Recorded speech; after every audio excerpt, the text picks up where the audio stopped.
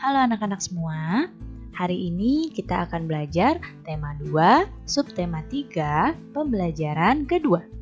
Sudah siap untuk belajar hari ini? Kalau sudah siap, yuk kita mulai belajarnya.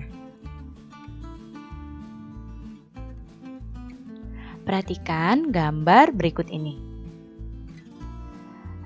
Nah, gambar ini adalah gambar cuplikan dari buku cerita bergambar yang berjudul Todi dan Semut. Nah, inti cerita dari buku Todi dan Semut adalah mengisahkan tentang Todi yang gemar makan coklat dan kue-kue manis. Tapi dia malas membersihkan sisa-sisa makanan. Suatu ketika, Todi segera tertidur setelah makan kue manis. Dengan mulut dan tangan yang kotor terkena sisa-sisa makanan. Saat Todi tertidur, pasukan semut mengerubungi Todi. Mereka juga menggigit tangan dan muka Todi hingga bentol-bentol. Todi pun terbangun dan menangis karena merasa gatal-gatal. Sejak itu, Todi selalu membersihkan diri setelah makan. Nah, menurut kalian, apakah gambar di samping mendukung cerita yang tadi Ibu jelaskan? Coba dilihat di sini. Tadi dijelaskan bahwa Todi tertidur setelah makan dengan tangan yang kotor. Nah, di sini Todi ada bekas sampah makanannya, dia sedang tertidur, dan ada pasukan semut yang sedang mengintai untuk mengambil makanan sisanya Todi. Nah, kalau dilihat dari gambar, maka gambar ini mendukung dari cerita yang tadi Ibu sampaikan ya. Nah, cerita bergambar itu apa ya? Siapa yang tahu apa itu cerita bergambar? Ya, cerita bergambar adalah cerita yang ditampilkan dengan menggunakan gambar. Nah, salah satu contoh cerita bergambar adalah komik. Unsur-unsur dalam cerita bergambar. Perhatikan di sini. Unsur yang pertama ada panel.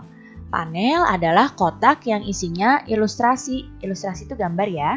Dan teks yang tersusun menjadi sebuah cerita. Kemudian unsur yang kedua ada narasi. Narasi ini berisi keterangan tentang latar tempat, waktu, atau situasi cerita tersebut. Kemudian unsur yang ketiga ada parit, yaitu ruang antar panel. Kemudian unsur yang keempat ada balon kata. Balon kata ini untuk meletakkan dialog atau narasi. Dan unsur yang kelima ada ilustrasi. Ilustrasi ini adalah gambar yang digunakan untuk memperjelas cerita. Sekarang coba diperhatikan ya gambar cerita berikut ini. Nah, Ibu akan jelaskan unsur-unsur yang tadi sudah kita bahas. Nah, ini namanya ilustrasi. Gambar-gambar ini namanya ilustrasi, ya. Kemudian, nah, yang ini nih, yang lihat panahnya ya, ini namanya parit. Nih, lihat panahnya, ini parit. Kemudian yang ini juga parit, yaitu jarak antara gambar, itu namanya parit. Kemudian balon kata, sudah tahu ya, balon kata yang ini, balon yang dalamnya ada kata-katanya. Ya, ini balon katanya nih, yang Ibu tunjuk dengan gambar. Kemudian narasi. Nah, narasi adalah yang ini. Ini adalah penjelasan dari situasi yang ada gambar atau penjelasan latar tempat. Nah, ini ada narasi. Dan panel. Nah, panel ini yang ini nih, satu kotak ini namanya panel. Berarti di sini ada 4 panel.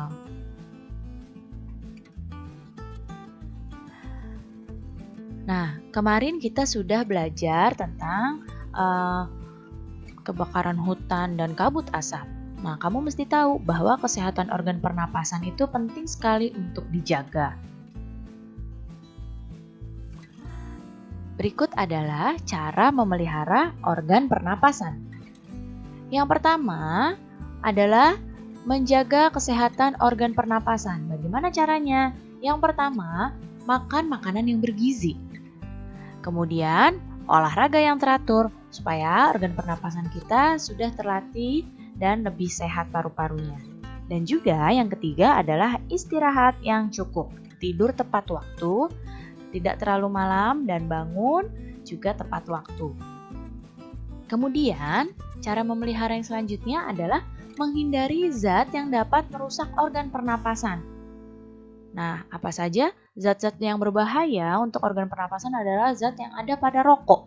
Jadi, untuk menghindari rokok dengan cara tidak merokok dan juga menghindari asap rokok.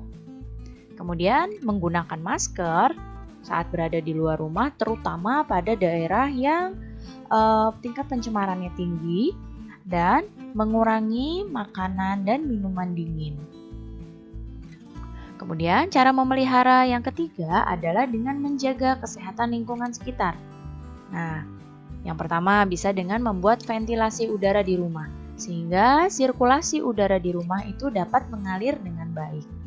Kemudian, membersihkan debu dari rumah, karena rumah yang berdebu itu tentu saja akan mengganggu kesehatan pernapasan kita. Kemudian, menanam tumbuhan agar udara lebih bersih. Sebagaimana yang kita tahu ya, tumbuhan itu menghasilkan zat oksigen yang bisa membuat udara menjadi lebih bersih.